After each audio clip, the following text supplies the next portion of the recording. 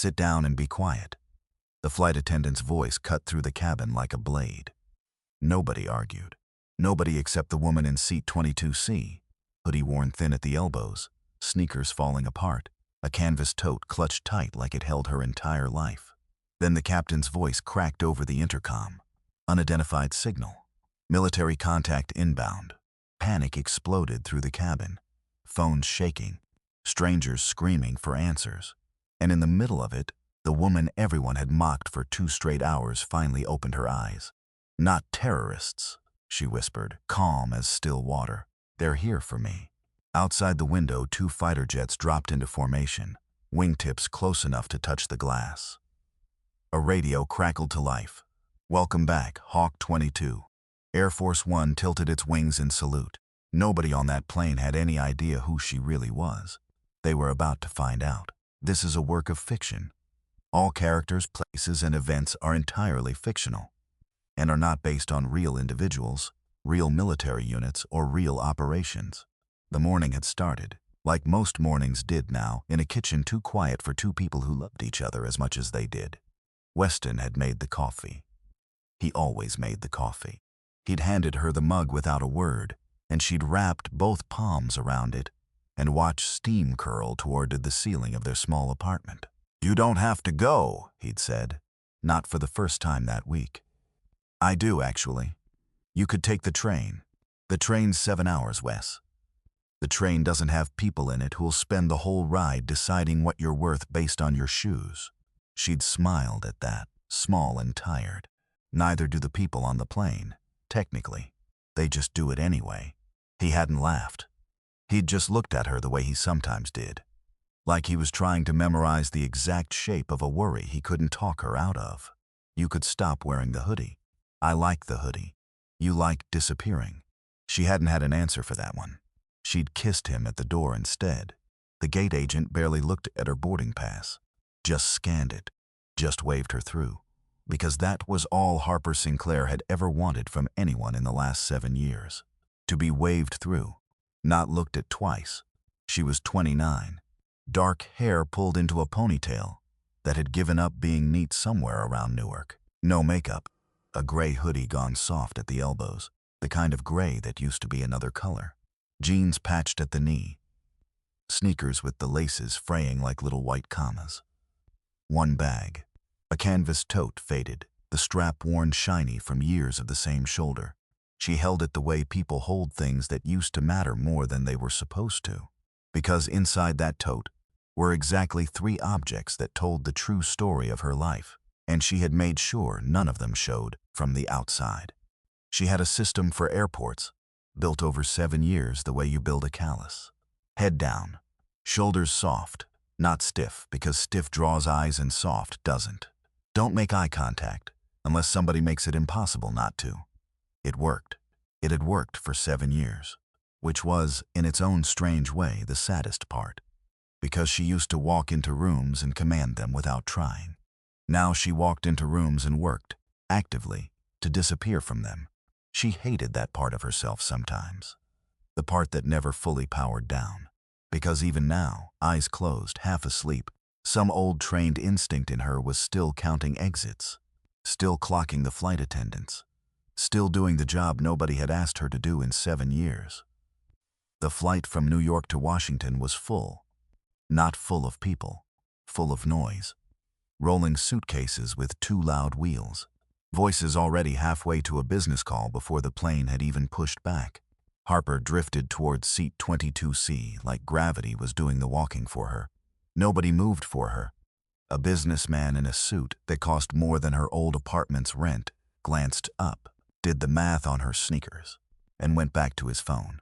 Preston Kellerman, 45. Wall Street, or close enough that the difference didn't matter to him. She slid in on 22C. Window seat. Always the window if she could get it. Sky on one side. A wall of strangers on the other. Familiar. Which was the only thing she let herself ask for anymore. She set the tote on her lap, both arms around it. Closed her eyes before the plane even left the gate. That was when the whispering started. "Bet she used her last dime for that seat," Preston said, not quietly, to the man beside him. Grant Ashby, 28. hair combed with more product than conviction. "She's in Coach, Grant. Feels like she's in our business," Grant said and laughed at his own line. 2 rows back, a phone rose. A ring light clipped to a tray table. Brooke Delacroix, 26. 61,000 followers and climbing, though not for long. "Okay, you guys. Seat 22C. She zoomed. "Does she even know where she is?" Full bargain bin energy. "I'm obsessed." Laughter rippled through the rows. Not loud, just enough. Harper didn't open her eyes. Because some rooms only get louder if you react. Because there was a version of her, buried under the hoodie and the tiredness, that had once flown through anti-aircraft fire without her pulse breaking 140. A room full of strangers being unkind was, comparatively, weather. It passed through her and kept going. Still, it landed somewhere. It always landed somewhere. A woman in a navy dress leaned toward her colleague. "Vivian Marsh, corporate consultant. I'll bet she's one of those charity seats," she murmured.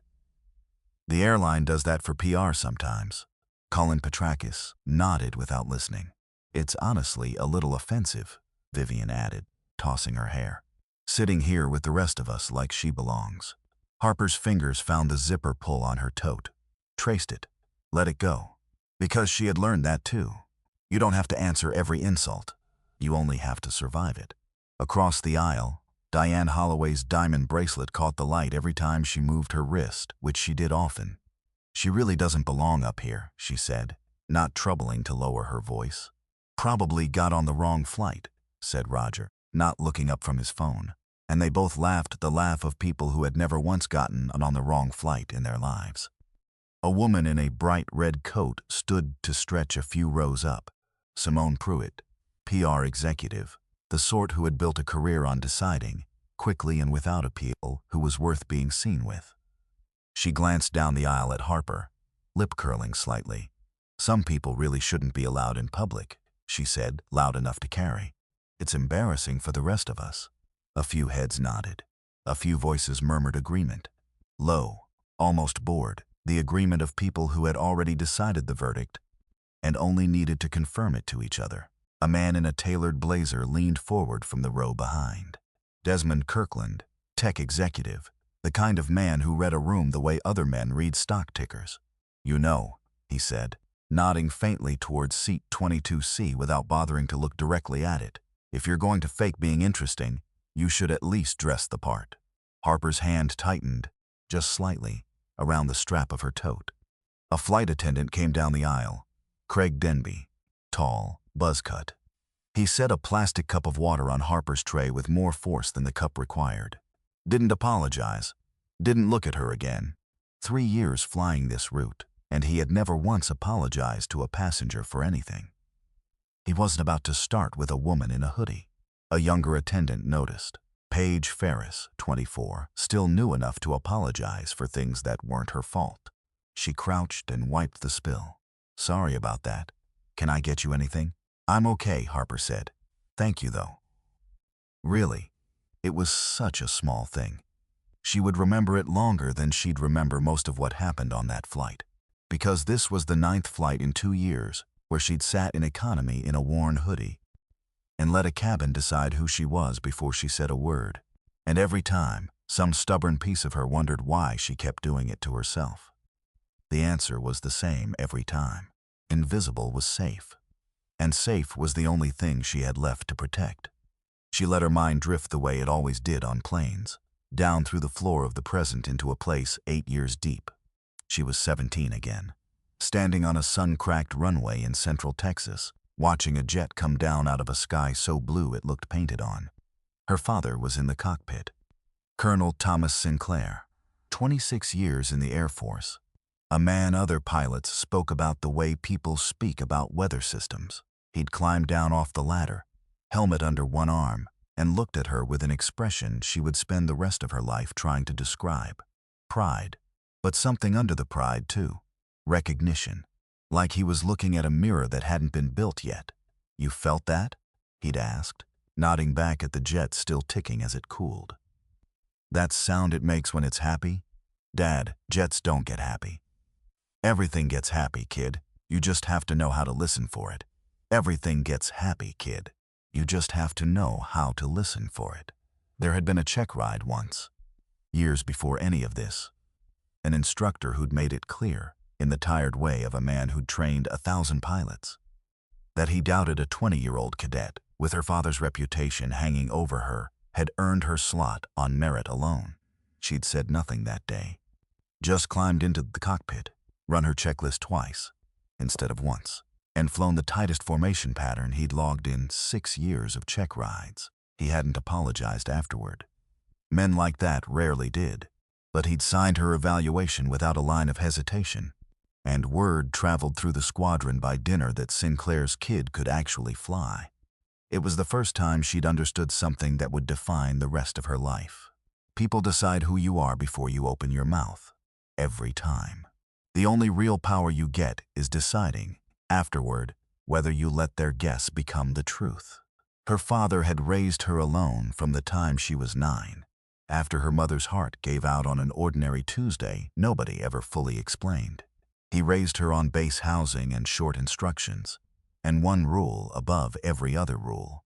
Tell the truth, even when it costs you something. Especially then. There had always been a man a few feet behind her father in those memories, laughing half a beat before anyone else did.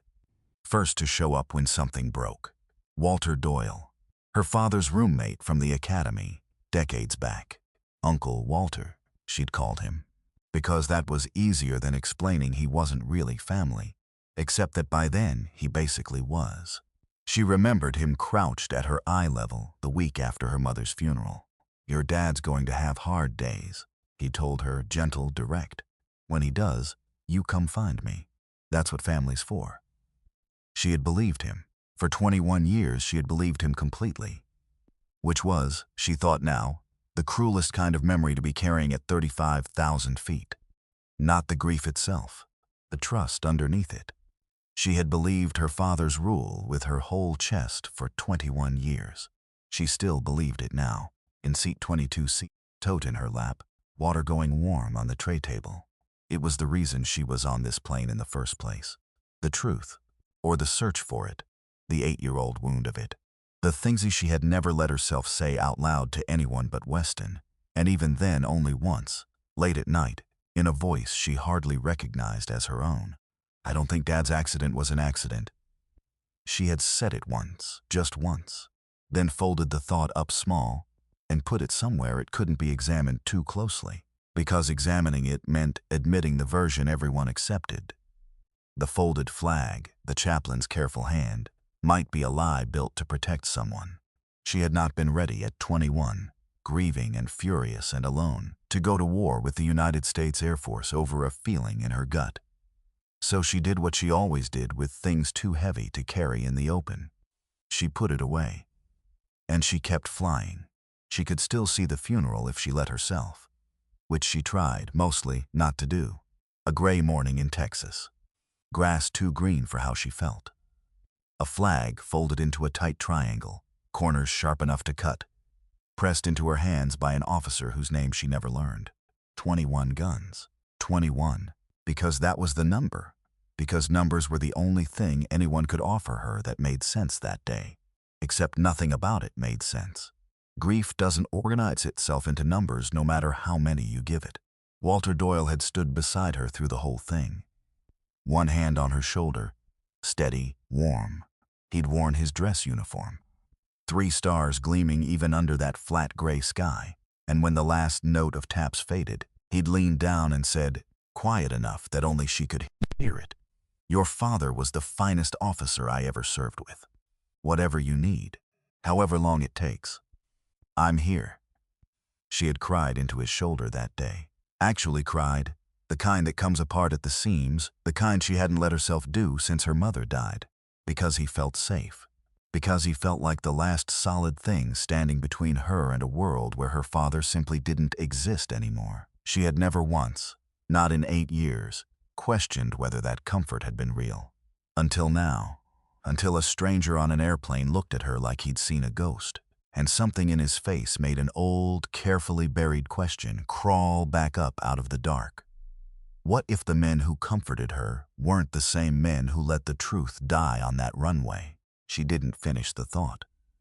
She never let herself finish that thought. The plane reached cruising altitude the ordinary way planes do. Engine noise settling into something almost like silence, and the cabin exhaled into its little performances again. A man in a maroon zip-up laughed too loud with 3 friends behind her. Tyler Bosch, 24, recently graduated, extremely convinced of his own charm. An older woman in cashmere turned in her seat. Marjorie Fenwick, 71.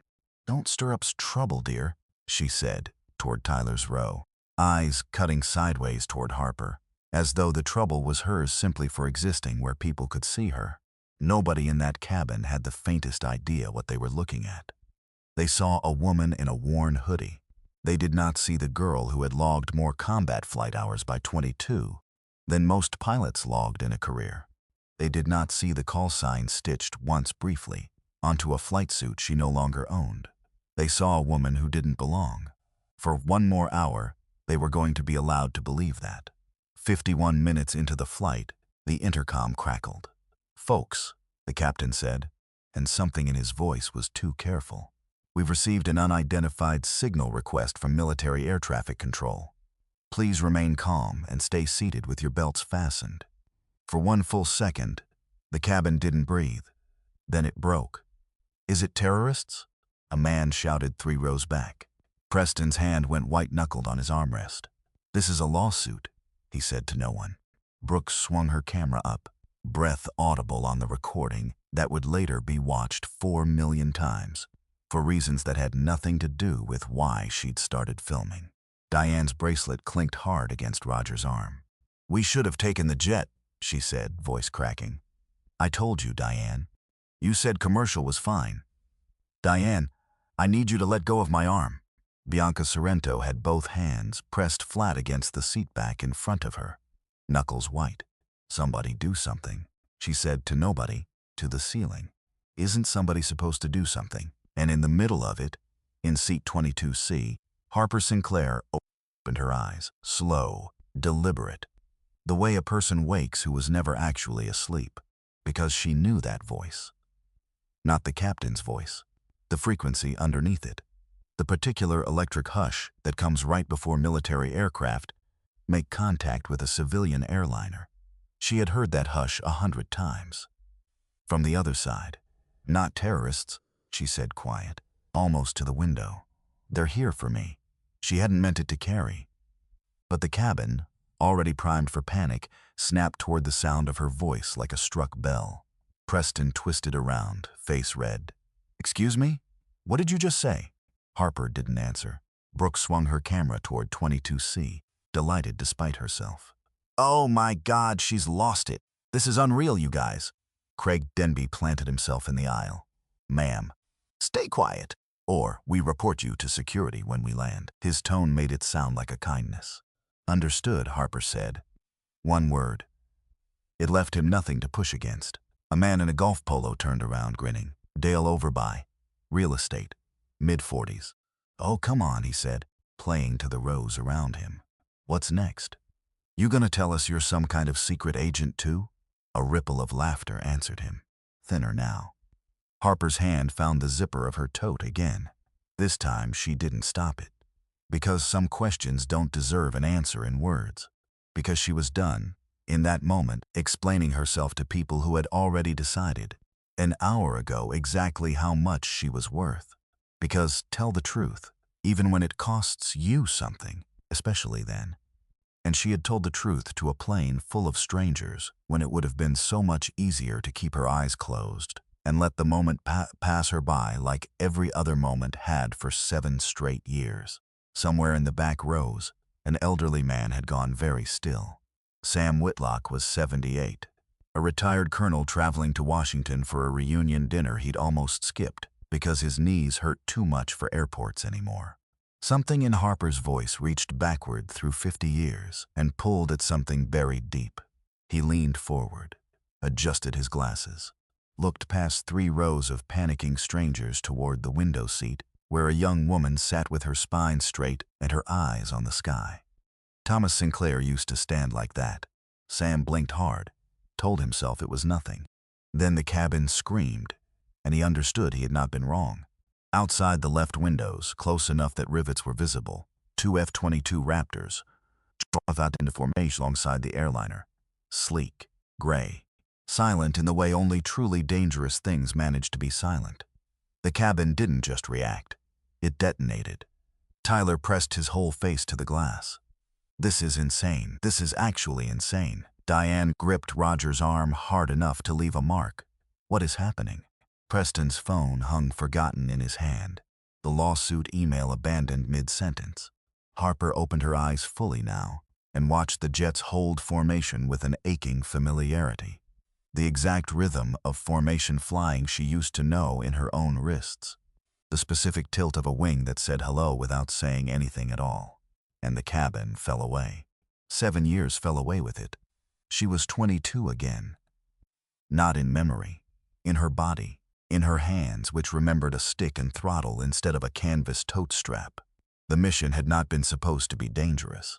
Standard escort. Air Force One inbound from an overseas summit.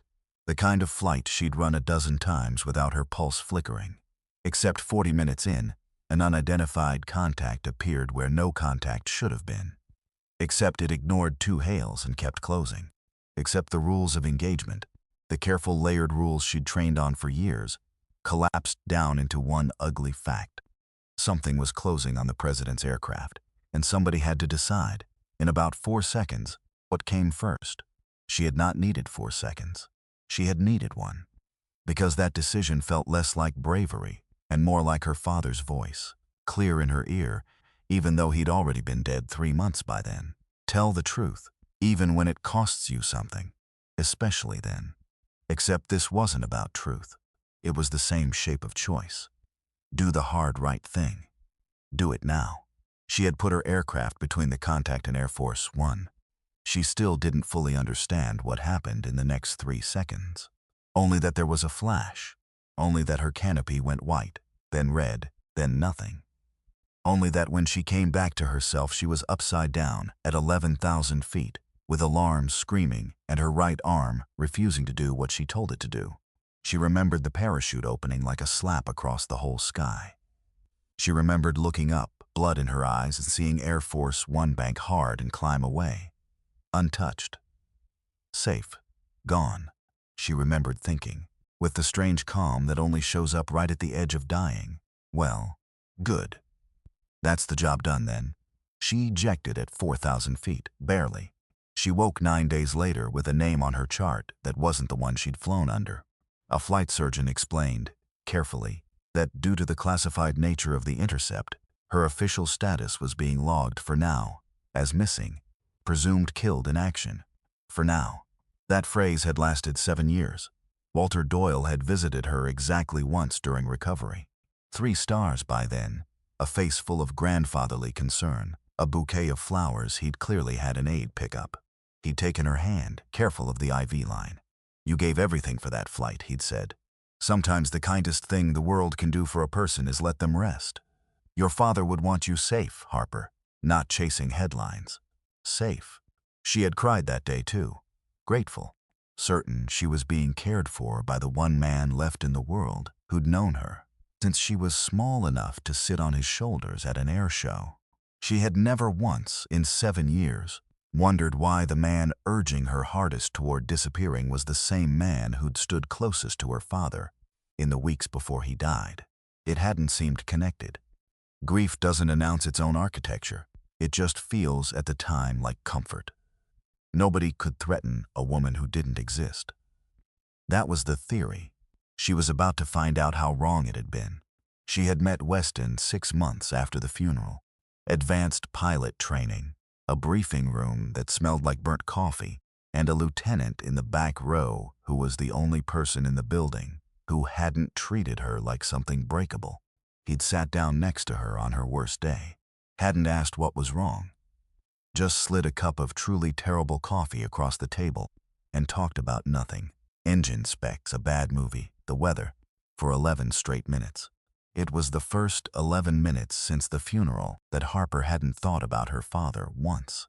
She'd married him 3 years later in a courthouse with 2 witnesses, both strangers pulled off the street. because neither of them wanted a production. Weston had never once asked her to perform sadness for his benefit. She had never once had to, because some people love you loudly, and some people love you by simply staying in the room while you work out how to survive your own life. Weston had always been the second kind. In the back, Sam Whitlock's hands were shaking. Not with age. Impossible, he whispered. That's the president's own escort squadron. Preston found his voice again, louder than he meant it. Don't tell me, he said, twisting to stare at Harper. You think those jets are here for you?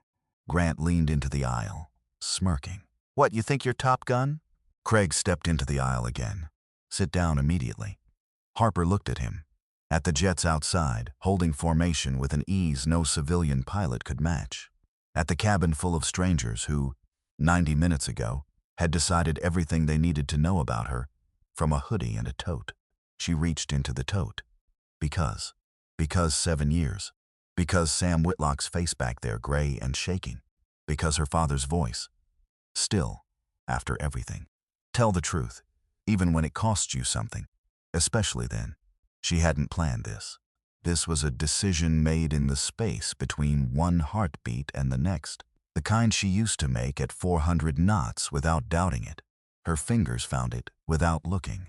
A small tag, metal, no larger than a house key, its edges worn soft. She drew it out and held it a moment, cupped in her palm, catching the cabin light. Hake 22. Harper rose from her seat. Craig started to protest, hand half lifted, but something in the set of her shoulders made him step back instead. She walked down the aisle toward the galley, toward the emergency communication panel, every eye in the cabin swinging to follow her. She pressed the call button, lifted the handset. When she spoke, her voice had changed, not louder, just different. This is Hawk 22, requesting acknowledgement. The cabin went silent in a way that felt physical. 3 seconds passed. Then, through the cabin speaker, a new voice crackled to life. Clipped, military, unmistakably real. Hawk 22, this is Falcon Escort. Confirmed. Standing by. Outside the windows, both F-22s dipped their wings once, sharp and precise. A formal salute delivered at 400 miles an hour. Phones dropped. Brooke's stream froze on a shot of her own slack-jawed face. 41,000 viewers watching her forget, for the first time in her career, that she had an audience. Sam made a sound that wasn't quite a word. Half sob, half disbelieving laugh. My God, he said, loud enough that half the cabin heard him. Hawk 22 was reported killed in action. 7 years ago. Meredith Calloway, a lawyer 3 rows ahead, rose halfway. This has to be staged, she said, mostly to herself. Staged for what? Preston said, and his own voice came out smaller than he meant it to. I don't know. Something. You don't know. I said something, Preston. Harold Wynne leaned forward. If you're so important, why does your bag look like it came out of a dumpster? A few nervous laughs answered him. Thinner. Uncertain. Harper's fingers brushed the worn strap of her tote. She didn't answer Harold. Her eyes stayed on the window, where a 4th engine, larger, heavier, joined the 2 fighters. Blue and white. The seal of the United States bright against its fuselage. The radio crackled again. Hawk 22, this is Falcon 1. Welcome back. We owe you everything. The cabin didn't gasp so much as collectively lose the ability to breathe. Diane was crying now, though she couldn't have said why. Sam wept without shame, both hands folded like a man in prayer. Bianca Sorrento sat frozen, mascara running freely now, all her earlier commentary about bus stations and standby seats replaying itself in her memory on an endless, mortifying loop. Harper raised one hand in a slow salute toward the sky she used to own, eyes bright with something fierce and old and entirely alive. Because whatever they had believed about the woman in seat 22C an hour ago had just been burned away completely, and what was left in its place was something none of them had a script for. Preston sat very still in his seat, watching the jets, watching Harper, feeling something shift in his chest he didn't have a name for yet. He thought of his own father, briefly, a man who'd worked 40 years in a factory and never once been saluted by anything, and felt, for reasons he couldn't fully trace, ashamed. Because he had looked at a stranger's shoes and decided everything worth knowing about her in under 4 seconds. Because that was the whole habit of his life if he was honest. Decide fast. Judge faster. Never once wonder what you might be missing.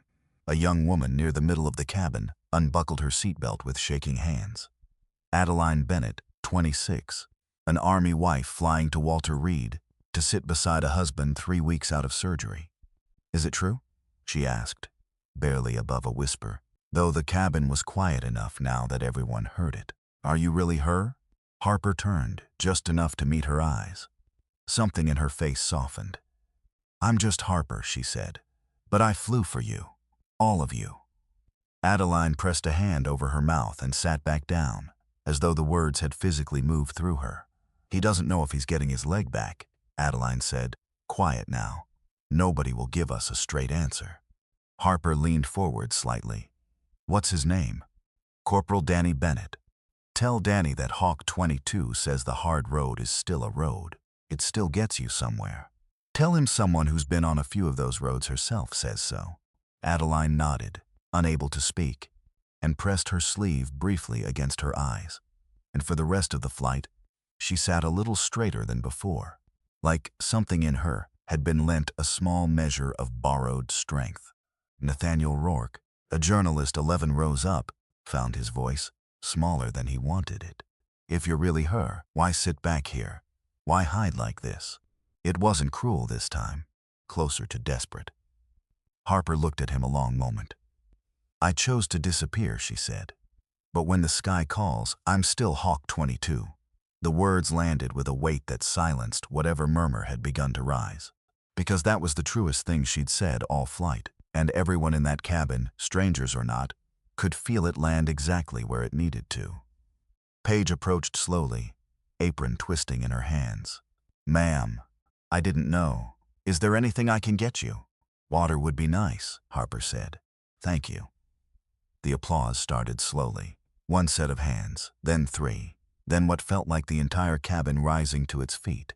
Preston sank low into his seat, his expensive watch suddenly feeling, for reasons he couldn't articulate, entirely beside the point. Because he had looked at a stranger's shoes and decided everything worth knowing about her in under 4 seconds. Because that was the whole habit of his life if he was honest. Decide fast. Judge faster. Never once wonder what you might be missing. A man near the back rows, a heavy book in one hand. Miles Correa, 23, a graduate student in military history. "I read about Hawk 22 in one of my classes," he said, holding up the book like evidence. "She saved the president's aircraft during an attempted intercept. They said she was killed in action." Colton Reyes, a salesman a few rows up, stood as well, frustration in his voice. "This doesn't add up. If you're some kind of hero, why let all of us believe you were just some nobody the entire flight?" Harper didn't look at him. She adjusted the strap of her tote, unhurried. "I don't owe you my story." Colton opened his mouth, found nothing, and sat back down, red-faced, as the applause rose again, louder, as though the cabin were applauding not just the truth of who she was, but the fact that she had never once needed their approval to be it. Desmond Kirkland had his phone out too, searching now instead of filming. Hawk 22, Air Force One escort. Reading headlines that were breaking in real time, his face going progressively paler with each one. "That's her," he said quietly, to no one. "That's actually her." The rest of the flight passed differently. Quieter, heavier. The jets held formation until the airliner crossed into Washington airspace, then peeled away in twin arcs, gone as suddenly as they'd appeared. She watched them go the way you watch something leave that you're not sure will ever come back. The landing was almost gentle by comparison. Nobody reached for the overhead bins the usual way, elbowing before the seatbelt sign went dark. They waited. They watched her. When the door opened, news vans had already beaten her to the gate, satellite masts visible through the terminal windows, reporters shouting questions toward the jet bridge before she'd fully emerged. She walked through the chaos the way she'd walked through the cabin's judgment. Steady, unbothered, present in a way that made the noise around her seem, somehow, smaller than it was. Behind her, Preston's phone buzzed 3 times in rapid succession. "You're being let go effective immediately," said the voice on the other end, flat, final. The Sinclair account was tied directly to your division's biggest client relationship. After what happened on that flight, they've pulled everything. Brooke stared at her own phone in open horror as her comments filled, in real time, with a fury that had nothing to do with algorithms and everything to do with 300 strangers who'd recognized her voice from a clip already spreading under a dozen captions. Bargain bin, she'd said bargain bin, about a war hero. Meredith sat down heavily on a bench near baggage claim, already drafting the apology she'd need to give her firm, whose name she'd attached, loudly, to her skepticism. Craig stood near the jet bridge long after the last passenger filed off, radio silent in his hand, replaying his own tone. "Ma'am, I need you to stay quiet." He would be called into his supervisor's office before his next shift. Ground duty, indefinite. Tyler Bosch's own footage, the crazy lady in 22C clip he'd posted 40 minutes into the flight, had been picked up by news accounts by the time he landed, stitched together with the salute, the radio call, the words "we owe you everything," captioned in a way that made Tyler look exactly like what he'd been, cruel for no reason to a stranger who deserved better. He deleted his account within the hour. It didn't matter.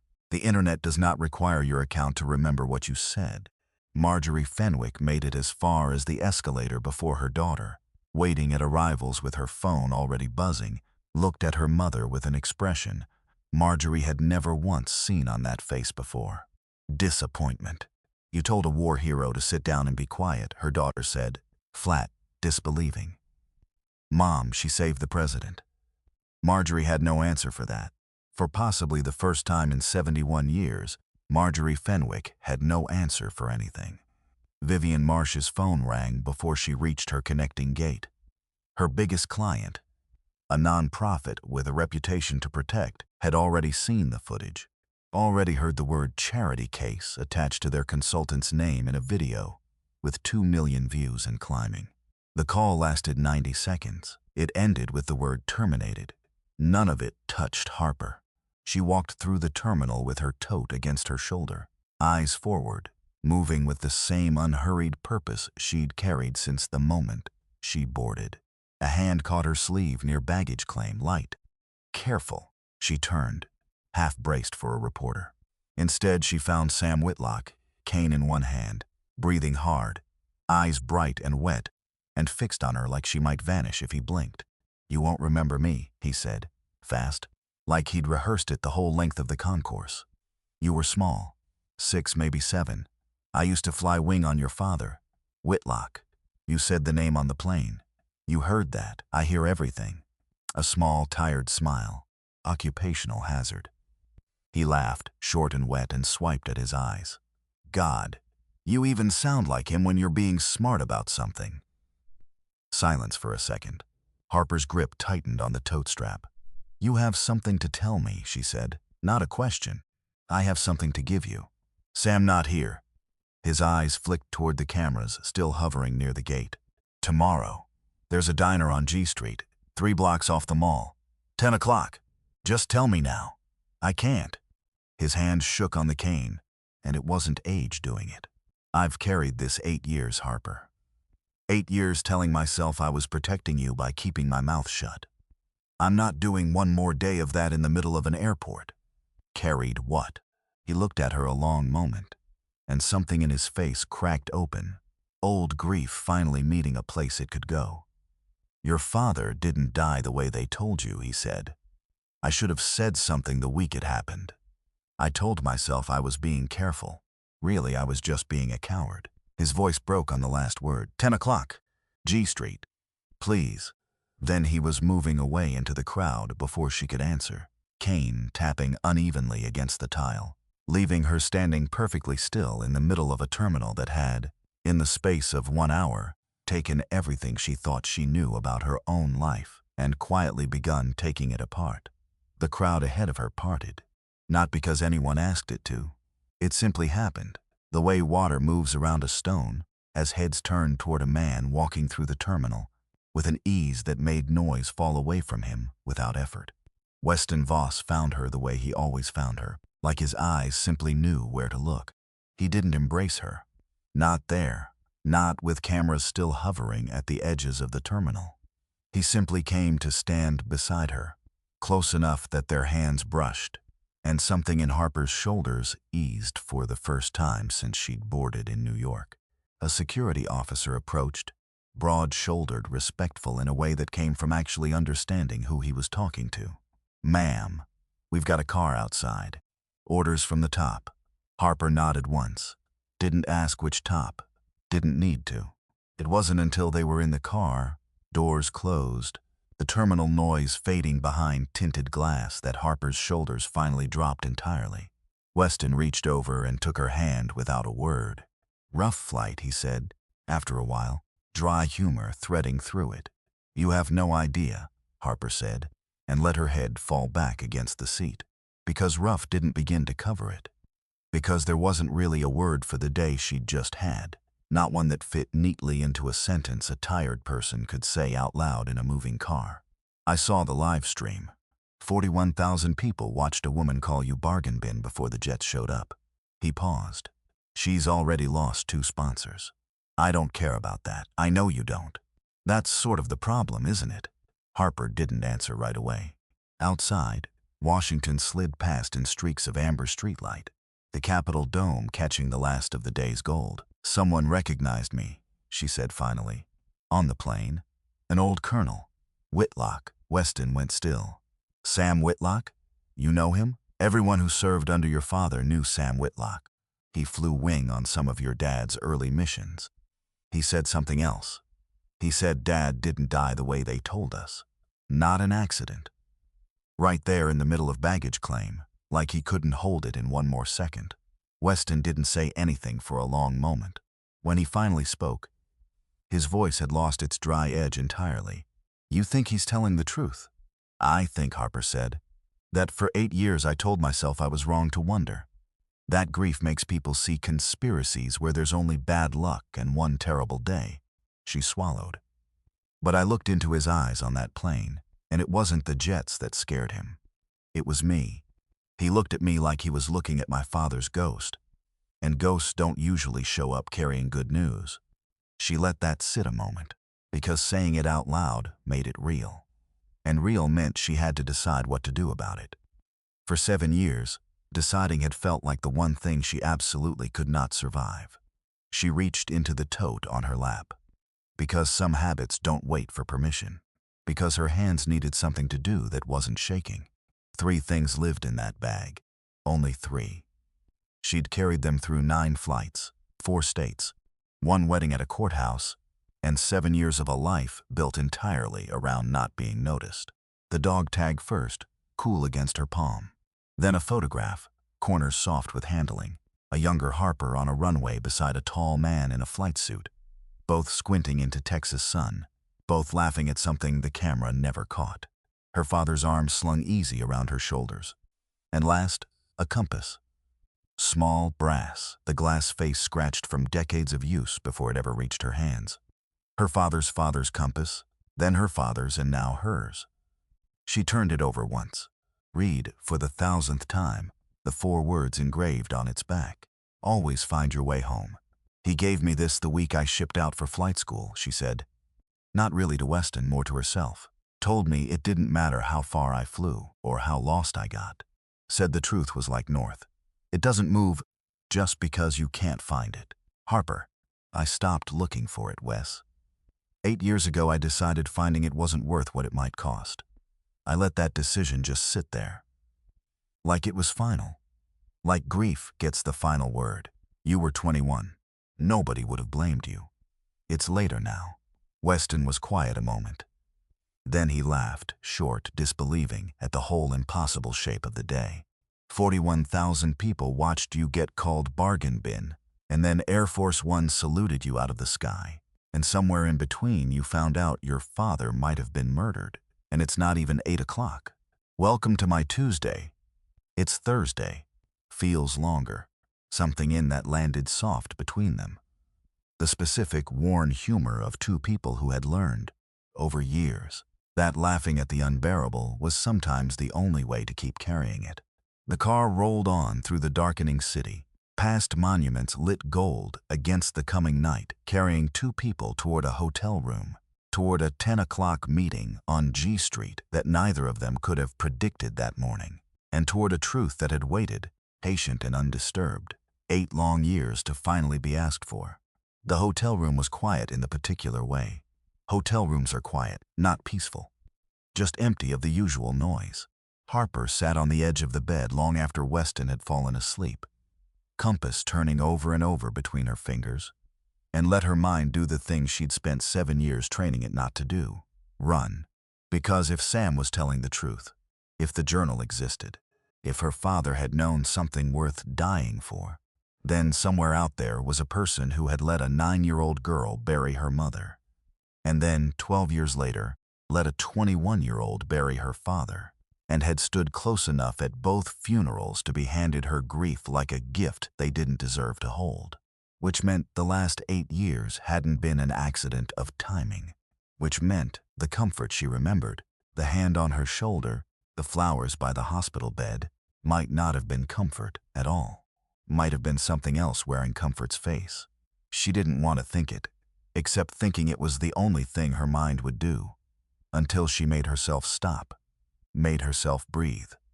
In for 4, hold for 4, out for 4, because speculation without evidence was just another kind of grief, dressed up to look like progress. Her father had taught her that too.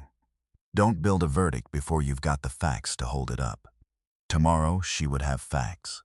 Or she'd have nothing, and Sam Whitlock would turn out to be an old man's grief playing tricks on him, and she could go back to being invisible, back to hoodies and coach seats and a life-size down small enough to survive in. She almost hoped for that outcome. Almost, except some part of her, the part that used to fly at 400 knots without flinching, already knew which way this was going to go. She set the compass down on the nightstand, face up, north arrow, pointing toward the window, toward the dark shape of the Capitol dome just visible past the glass. Then she lay down beside Weston, closed her eyes, and did not sleep. Not really, not for a long time. Because tomorrow would not be a day for hoodies, not for coach seats, or worn sneakers, or a woman making herself small enough to disappear into a crowd. Tomorrow, Harper Sinclair would sit across from an old man with trembling hands and a promise he was finally ready to break. And whatever came out of that diner would decide the rest of her life. Because somewhere in a box in an old man's closet, wrapped in a flight jacket that still smelled faintly of jet fuel and cedar, sat a journal that Colonel Thomas Sinclair had filled with careful, precise handwriting in the final weeks of his life. A journal that named names. A journal Sam Whitlock had promised himself, the night of the funeral, he would burn before he ever let it hurt anyone else the way it had already hurt one good man. A promise he was about to break, because he had looked into the eyes of a young woman in an airport terminal. A woman he had last seen as a child running across a tarmac toward her father's outstretched arms. And he had understood, with the clarity that comes only at the end of a long life, that some silences cost more than the truths they were meant to protect. Tomorrow, he would hand her the one thing he had been afraid to hand anyone for 8 years. And once he did, there would be no putting the truth back in its box. No more disappearing. No more hoodies and worn sneakers and seats in the back of the plane where nobody thought to look twice. Because the sky had already called Harper Sinclair back once. It had used 2 fighter jets and a radio call and the full weight of a nation's gratitude to do it. And even that had barely been enough to make her stand up in the aisle of a crowded plane and say her own name out loud again. Tomorrow at 10 o'clock on a quiet street 3 blocks off the National Mall, it was about to call her again, and this time it would not let her go quietly. This is a work of fiction. All characters, places, and events are entirely fictional and are not based on real individuals, real military units, or real operations. The diner on G Street had a bell over the door that hadn't been oiled in years.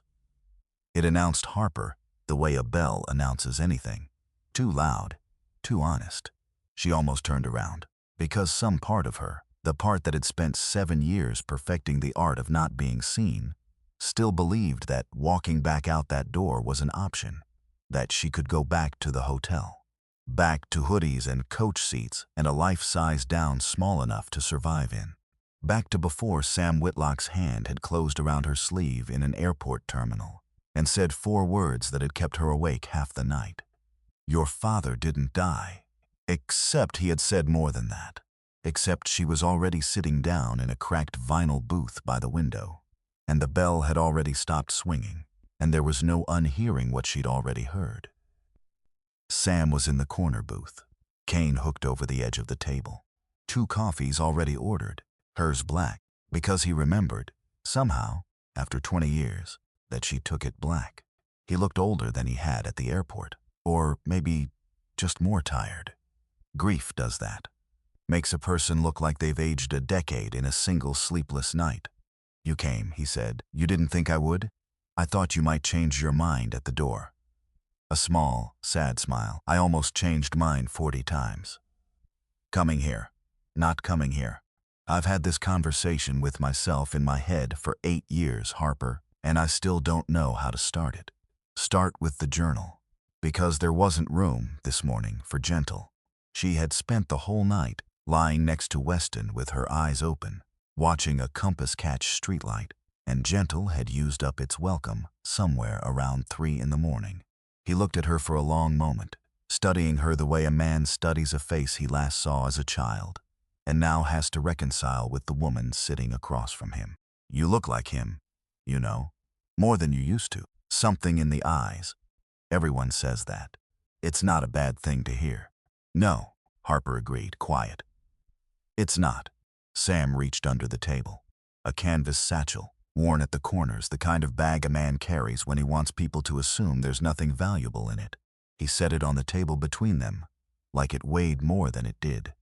"This has been in my closet for 8 years, he said. "Wrapped in your father's old flight jacket. I told myself I was keeping it safe.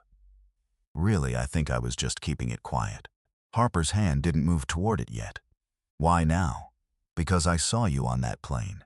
His voice cracked, just slightly, on the word saw. "And I understood something I'd been telling myself wasn't true. That silence doesn't protect anybody. It just delays the cost. And I've been letting your father pay a cost for 8 years that I should have paid a long time ago." She looked at the satchel a moment longer before she reached for it. Some part of her wanted to leave it exactly where it sat, unopened, because once she read what was inside, there would be no version of her life that went back to hoodies and coach seats and quiet mornings with Weston's coffee. She understood that, sitting there, as clearly as she'd ever understood anything in a cockpit. She opened it anyway, because her father hadn't raised a daughter who left things unopened out of fear. She opened the satchel. Inside was a journal, leather cover, cracked at the spine, the kind issued to field-grade officers for decades, the kind her father had filled a dozen times over a 26-year career. This one was different only in what it contained. She opened to the last entries. Her father's handwriting, small and precise, the same handwriting that used to leave notes on her lunch bag when she was small. "Fly safe, kid. Listen for the happy sound." The last entries weren't about happy sounds. They were dates, names, some full, some initialed. A training exercise, 8 years old now, referenced by number. 2 cadet names she didn't recognize. And a phrase, repeated 3 times across 3 different entries, underlined so hard the pen had nearly torn through the page. Equipment failure does not explain this. Somebody signed off on a maintenance waiver that should never have been signed. Harper's throat tightened. 2 cadets died, Sam said quietly, watching her read. Training accident. Aircraft malfunction. Officially. Your father was running the safety review afterward. He found something in the maintenance logs that didn't add up. What? A waiver. Signed off on equipment that should have grounded both aircraft. Somebody with enough rank to override a maintenance flag decided the exercise mattered more than the paperwork. Harper turned another page. And another. Her father's handwriting grew tighter as the entries went on. The letters pressed harder into the paper, like a man running out of patience with his own restraint. Because that's what the initials meant, she realized, staring at two letters that appeared again and again in the margins. Circled, underlined, sometimes crossed out and rewritten as though her father had debated, entry after entry, whether he was even allowed to write them down. WD. She already knew. Some part of her had known since the airport, since the moment Sam's hand closed around her sleeve. But knowing it in the abstract and seeing it in her father's own handwriting, in ink he'd pressed into a page 3 weeks before he died, were two entirely different kinds of knowing. Say it, she said. Quiet, steady, the voice she used to use before a mission when there was no room left for softness. Harper! Say it, Sam. He looked at her for a long moment. And then, because some promises really do expire, because 8 years is a long time to carry a name you're afraid to speak, he said it. Walter Doyle. The diner kept going around them. A waitress refilled a coffee 2 booths over. A bell rang somewhere behind the counter. Ordinary sounds, entirely unbothered by the fact that Harper Sinclair's entire understanding of her own life had just come apart at the seams for the second time in 24 hours. He was 3 ranks above your father at the time, Sam said, running oversight on that training program. If a waiver got signed that shouldn't have been signed, it went through his office. Your father found the paper trail. He was 3 weeks from taking it to the Inspector General when his own aircraft went down. Officially, mechanical failure. Same explanation, Harper. The exact same explanation he'd just spent a month proving was a lie for somebody else's accident. That's not proof. No, that's a pattern. A pattern isn't proof, I know. Sam's hands were shaking again on the table, an old man's tremor made worse by grief he'd been holding at arm's length for 8 years. But I flew with your father for 11 years. I stood at his funeral and told myself it was grief making me see conspiracies. I told myself that for 8 years, right up until I saw a woman in a gray hoodie walk to the front of a plane and call herself Hawk 22. And something in me finally understood that I owed you the chance to look for proof yourself. Even if it costs you something. Especially then, Harper finished quiet. Because that had been her father's rule too. The same rule, passed down through 2 generations of Sinclairs like a family heirloom nobody ever wanted. Sam nodded, unable to speak. Harper closed the journal, held it against her chest the way she'd held her tote for 7 years. Both arms around it, protecting something that mattered more than it was supposed to. She thought of the 2 names circled in her father's hand. Airman Deborah Castellano. Airman Trent Whitmore. 2 families out there somewhere, she realized, who had spent 8 years believing a story that wasn't true, who had folded flags of their own, who had stood through 21 guns of their own, never knowing that the man offering condolences at their memorial might have been the reason there was anything to mourn. Because grief, once it settles into a family, doesn't ask permission before it moves in. It just stays. And these 2 families had been living with a lie for 8 years without ever getting the choice to know the difference. Their families, Harper said quietly. Castellano and Whitmore. Do you know if anyone's checked on them since? Sam shook his head slowly. I don't know. I've wondered 100 times over the years and never once had the courage to find out. I'm going to find out. Harper, that's not the priority right now. It's exactly the priority, Sam. Her voice had an edge to it now, something that hadn't been there a moment ago. My father died trying to get the truth to those families. If I chase Doyle and forget the 2 kids who started all of this, I'm not finishing what he started. I'm just making it about me. Who else knows this journal exists? She asked. Nobody. Just me. Just you now. Keep it that way. Harper, if Doyle is what your father thought he was, I know what that means, Sam. Her voice was steady, but something underneath it wasn't. It means the man who stood at both of my parents' funerals with his hand on my shoulder might be the reason I only had 1 funeral to attend for my father instead of watching him retire happy in Texas. Sam reached across the table, didn't quite touch her hand, just left his own, resting close enough that she could take it if she wanted to. She didn't. Not yet. Her hands were full of a journal that had just rewritten 8 years of her life. The diner bell rang again as new customers came in, oblivious, ordinary, living inside a version of the morning that hadn't just been detonated from the inside. Weston was waiting outside on the sidewalk, arms crossed, giving Sam and Harper the privacy of the booth, but close enough to close the distance in 4 steps if she needed him to. He read her face the moment she stepped out, the way he always could, before she'd said a single word. That bad? Worse?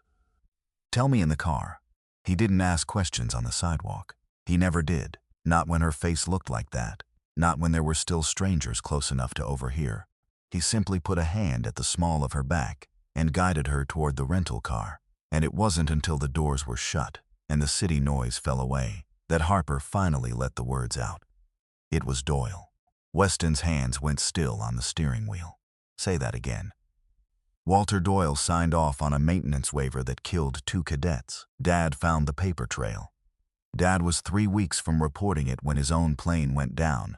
Same explanation both times. Mechanical failure. She opened the journal on her lap.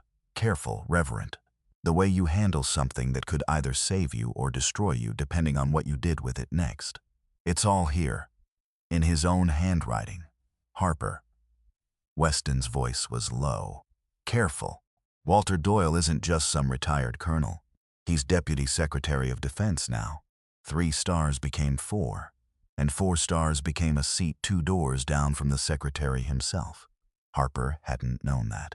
Hadn't let herself follow the news closely enough these 7 quiet years to know exactly how far Doyle had climbed while she'd been disappearing. So this isn't a man you accuse over coffee, Harper. This is a man with the entire machinery of the federal government 1 phone call away. Then we get more than a journal. We get... Weston stopped himself. Started again, slower. You're serious. I flew into weapons fire to protect a plane full of strangers I never met, Wes. I think I can handle 1 man with 4 stars and a bad conscience. He looked at her for a long moment, something in his face somewhere between pride and terror. The exact expression of a man who loved a woman brave enough to scare him. Okay, he said finally. Where do we start? Harper was quiet a moment, turning the compass over in her palm, the way she did when she needed her hands busy, while her mind worked. Because starting meant something different now than it had ever meant before. Starting used to mean a mission brief, a checklist, a clear objective handed down from someone above her pay grade. This was different. Nobody was handing her an objective. She had to build one herself out of a journal and a guess, and a name she was terrified to be right about. There's someone I trust, she said. Someone who was in my squadron. She has access to records I don't. Personnel files, maintenance archives, things that never made it into the public accident report. Does she know what happened to you? Everyone in my old squadron thinks I'm dead, Wes. That's the whole point of being dead. A small, humorless smile. I'm about to find out how she reacts to a ghost. Nora Vance answered on the 4th ring, and the silence on the other end of the line, once Harper said her name, lasted so long that Harper genuinely wondered if the call had dropped. Nora. This isn't funny. Nora's voice, when it finally came, was tight, controlled, the voice of someone bracing for a cruel joke. Whoever this is, it's me. It's Harper. Harper Sinclair is dead. Harper Sinclair got very good at letting people believe that. A pause. You used to make fun of my landings. Said I came in too hot every single time, like the runway owed me an apology for existing. Silence again. Longer this time. And then quiet. Disbelieving. Cracking at the edges. Hawk. Hey, Vance. They said you were killed in action. 7 years ago. I went to a memorial service, Harper. I stood in a chapel and cried for you. I know. I'm sorry. It's a long story. And I promise I'll tell you all of it. But right now I need your help with something bigger than an apology. Bigger than you being alive for 7 years and letting me grieve you. Yes, Harper said, quiet. Because there was no version of this conversation that didn't hurt someone, and she'd rather hurt Nora with honesty than protect her with more silence. Bigger than that. Nora exhaled, long and shaky, the sound of someone recalibrating an entire piece of their reality in real time. Okay, tell me. They met her 2 hours later at a coffee shop, 3 blocks from the Pentagon. A place Nora chose specifically, she said, because it was too crowded and too loud for anyone to eavesdrop and too far from the building for anyone who worked there to casually wander in.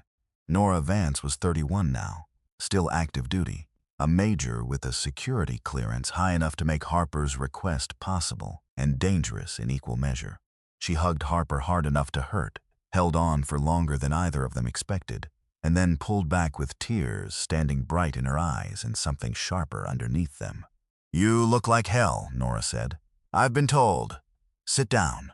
Tell me everything." And Harper, Nora's voice dropped. Serious now. If you're back, if you're really back, people are going to ask why you disappeared in the first place. You understand that.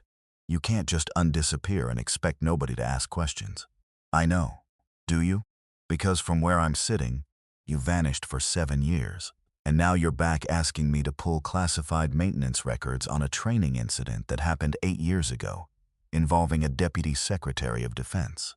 That's not a small ask, Hawk. That's the kind of ask that ends careers. Mine included. Harper reached across the table and slid the journal toward her. Just the relevant pages, photographed, printed, careful not to hand over the original. "Read it," Harper said. "Then tell me if it's still a small ask." Nora read. Harper watched her face change the way faces change when the ground shifts underneath them, disbelief giving way slowly to something colder, more focused. "This is your father's handwriting." "Yes." He thought Doyle covered up a maintenance failure that killed 2 cadets. "Yes." And then Doyle's protege died in a training accident 3 weeks after finding the paper trail. Nora set the pages down slowly, like they might detonate if handled wrong. "Harper, I need you to understand what you're asking me to help you prove." "I understand exactly what I'm asking. Do you? Because I don't think you do. I think you've spent 7 years so far outside the machine that you've forgotten how big it actually is. Doyle isn't just a name in a journal. He's confirmation hearings and defense contracts and 4 stars worth of favors owed across 2 decades. You go after him, and you're not fighting one man. You're fighting an entire structure built to protect men exactly like him. So don't help me." "I didn't say that." Nora's jaw tightened. "I said understand what it costs before you ask me to help you pay it." Weston, quiet until now, leaned forward. "What would you need?" Nora was quiet for a long moment, weighing something Harper couldn't see the shape of yet. Archived maintenance logs from the incident. The real ones, not the sanitized version that made it into the official report. "I can pull them. It'll take a few days, and I'll need a reason on file that doesn't have your name anywhere near it." She looked at Harper. "And I'll need you to understand that the second I pull those files, there's a chance somebody notices. Records like that don't just get requested, and nobody asks why." "How much of a chance?" "Small, if I'm careful." Nora's eyes flicked to the journal pages again. "But Harper, if your father was right about this, if Doyle really did what this journal says he did, then he spent 8 years getting away with it. Men like that don't stay careless forever. They get better at covering their tracks. Which means whatever's still out there to find, it's going to be harder to find than this journal was." "I don't need it to be easy," Harper said. "I need it to be true." Nora looked at her for a long moment, something like the old respect from their squadron days flickering back into her expression. "God, you really haven't changed," she said, almost laughing, almost crying. "Give me 4 days." The 4 days that followed felt longer than the 7 years that came before them. Harper and Weston stayed in Washington, in a rented apartment 2 neighborhoods removed from anywhere their names might be recognized. And Harper spent most of those days doing the thing she was least equipped to do, waiting, because waiting had never been her skill. She'd been trained for speed, for decisions made in the space between one heartbeat and the next, and now she was reduced to sitting at a kitchen table with her father's journal open in front of her, reading the same entries over and over until the handwriting stopped looking like handwriting and started looking like a code she couldn't quite crack. She read the 2 cadets' names so many times she started dreaming them. Airman Deborah Castellano, Airman Trent Whitmore, 22 and 23 years old. Two names that had existed, briefly, in a training log and a memorial plaque somewhere on a base she'd probably driven past 100 times, without knowing what it commemorated. Two families who'd been told mechanical failure and had believed it, the same way she'd believed it about her own father. Because why would you doubt a story that painful people told you gently, carefully, dressed up in 21 guns and a folded flag? Because grief doesn't leave much room for suspicion. That was the cruelest part of what Doyle had built, if Doyle had really built it. He hadn't just covered up a death. He'd used grief itself as the cover. Nobody questions a tragedy too hard while they're still learning how to breathe around the hole it left. On the second day, the story broke. Not the story Harper wanted broken. A different one. She saw it first on Weston's phone, his face going carefully blank in the particular way he went blank when he was trying not to let her see how bad something was before he'd finished reading it himself. "What?" she said. He turned the screen toward her. Mysterious Hawk 22 passenger raises questions. Sources suggest discrepancies in military records. Harper read it twice, then a third time, slower, because the words kept sliding past her the first two times, her brain refusing to fully process them. The article, sourced to unnamed defense officials, suggested that Harper Sinclair's official service record showed inconsistencies, that the classified nature of her final mission made independent verification difficult, that questions had been raised, quote, at the highest levels, about whether her dramatic reappearance was, in the words of one anonymous source, an attempt to exploit a genuine tragedy for personal gain. "This is a smear," Weston said, flat. "I know what it is." "Harper," I said, "I know what it is, Wes." Her voice came out sharper than she meant it to, and she pressed her palms flat against the kitchen table, forcing her breathing to slow. "In for 4. Hold for 4. Out for 4. It's Doyle, it has to be. Nobody else has the reach to plant a story like this in 24 hours. You think he knows about the journal. I don't know what he knows." She stood, paced to the window, back again, the old training kicking in. The part of her brain that always needed to be moving when it was thinking hardest. But he doesn't need to know about the journal to want to control the story. I stood up on a plane and told 300 strangers I was Hawk 22. That's already a threat to a man who spent 8 years believing that name would never speak again. Because if the story stuck, if enough people believed, exploit a genuine tragedy instead of what actually happened, then anything she said after this, about her father, about Doyle, about a journal with 2 cadets' names circled in red ink, would arrive into a world already primed to disbelieve her. That was the actual danger, not the article itself. What the article made possible. She thought about Doyle's face at her father's funeral. Steady, warm, the particular kindness of a man who had, apparently, already decided what her father's death would be allowed to mean before the ground had even been dug. It was a kind of skill, she realized now, a terrible one. Knowing exactly how to control a story before anyone else understood there was a story to control. He had done it 8 years ago with a training accident. He was doing it again now with her. Except this time she wasn't 21 and drowning in her own grief. This time she had a journal, and a name, and a friend willing to risk her career to pull the files that might prove it. This time, whatever else happened, she was not going to disappear quietly, just because someone with 4 stars found her inconvenient. By the third day, 3 more outlets had picked up the story, each one adding a little more shading, a little more doubt, until the version of Harper circulating online bore almost no resemblance to the woman who'd stood in an aisle at 35,000 feet and requested acknowledgement from a squadron that hadn't forgotten her call sign even after 7 years of silence. Some of the passengers from the flight spoke up in her defense. Adeline Bennett posted something raw and furious about the husband recovering at Walter Reed, and the woman who'd told her the hard road still gets you somewhere. Miles Correa, the graduate student, wrote a long thread citing his own research, insisting the mission details matched declassified summaries he'd studied for his coursework. It wasn't enough.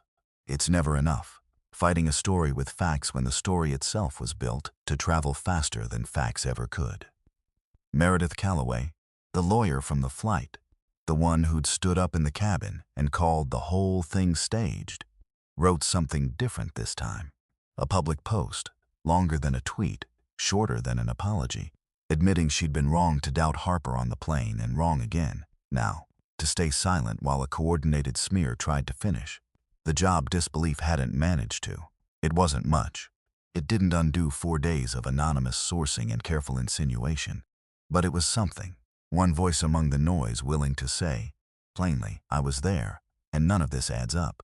Harper read it twice, sitting alone at the kitchen table, while Weston slept fitfully in the next room, and felt something small and unexpected loosen in her chest. Because it is one thing to be doubted by strangers who never met you. It is another thing entirely to be believed by one of them, even late, even imperfectly, even after they'd once called you a liar to your face.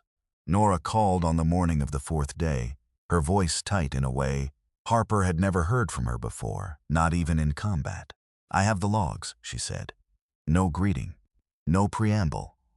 And I need you to meet me somewhere that isn't my apartment, isn't your apartment, and isn't anywhere either of us has been in the last 4 days. A pause, and underneath it Harper could hear something that sounded almost like fear. Harper, I think somebody's been watching me since I pulled those files.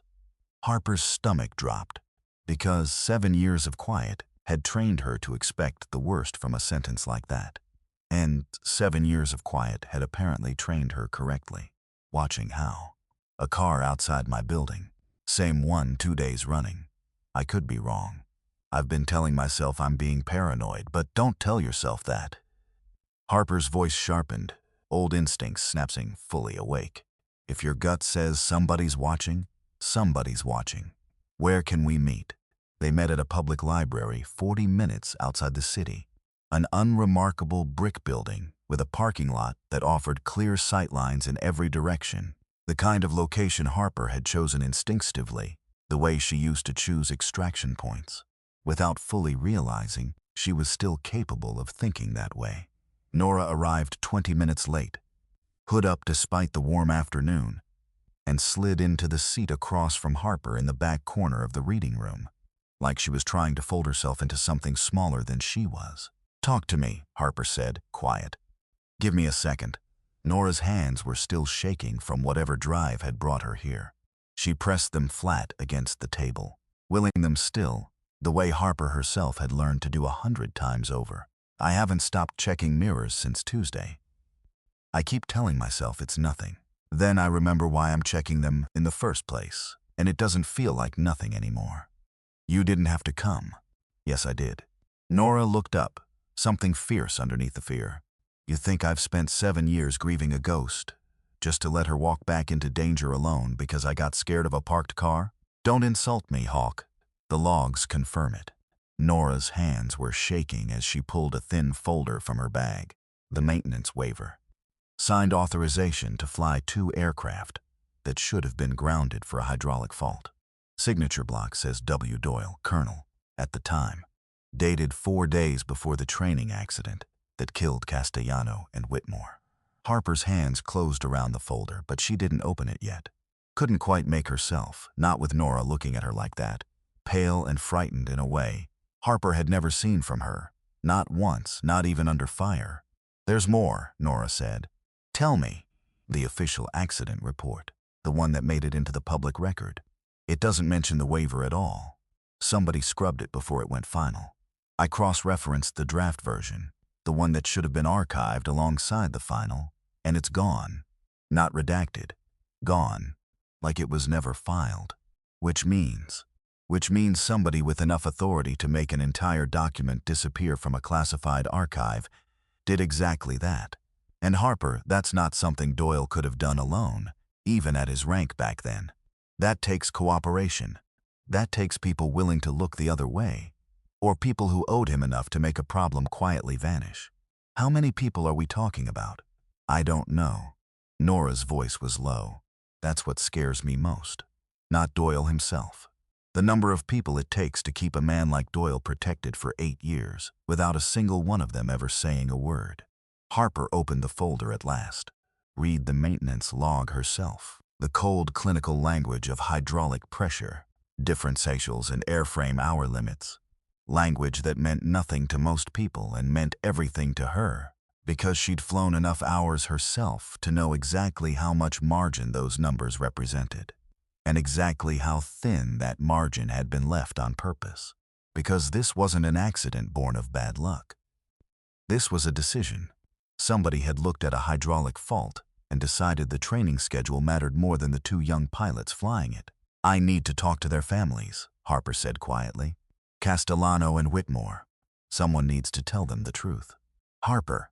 Nora's voice was careful now, urgent in a new way. "Before you do anything else, you need to hear the rest of it. There's more. There's a request in the system.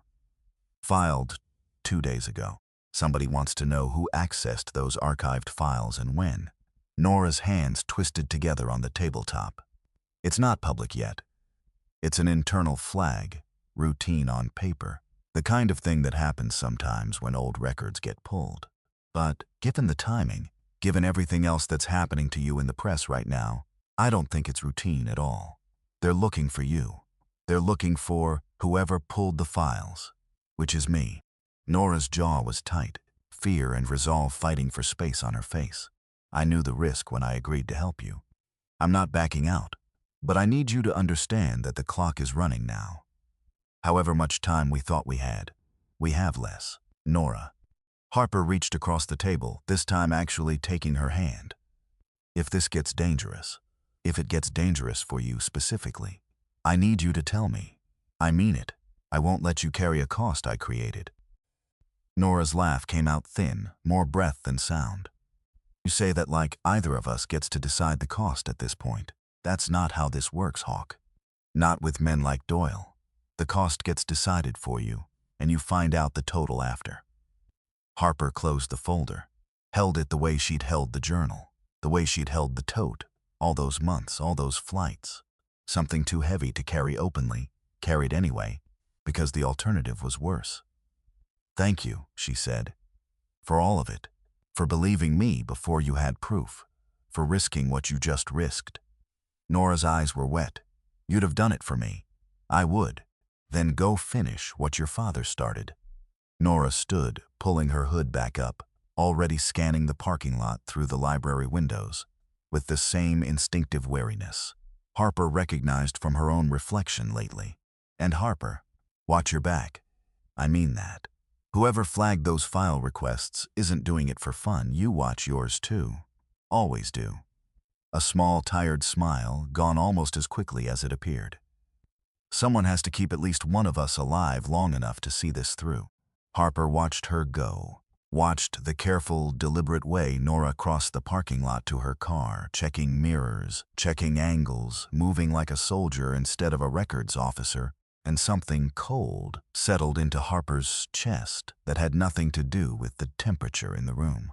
Because if somebody was already watching Nora, if somebody already knew files had been pulled, then whoever that somebody was, they were not far behind.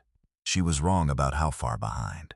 She had assumed hours, maybe a day if she was being pessimistic about it. They were already there. Harper and Weston returned to the rented apartment just after 7 that evening, the folder secured inside a bag.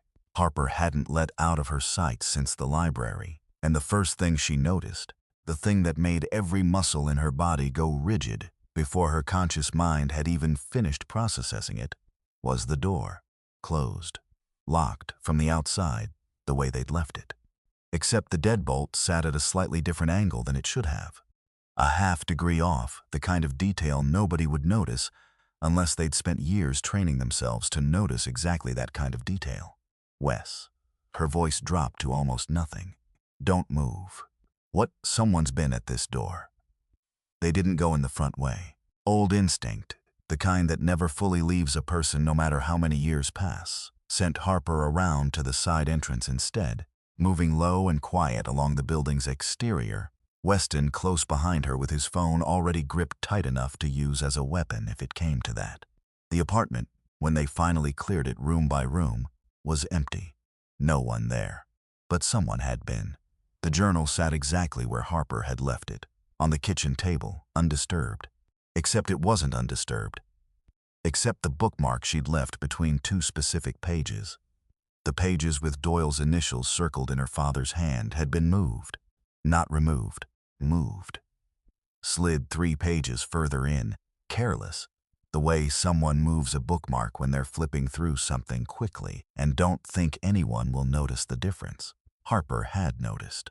Harper had trained herself, across 7 years of a life built on tiny, careful details, to notice exactly that kind of difference. Someone read this, she said, very quietly. Someone was here, and they read this, and they put it back exactly where they found it, because they wanted us to think nothing happened. Weston's face had gone pale. Who has a key? Nobody has a key. Wes. That's the point. They both understood, in the same silent instant, what that meant. Whoever had been inside their apartment hadn't needed a key. Which meant they had resources most people didn't.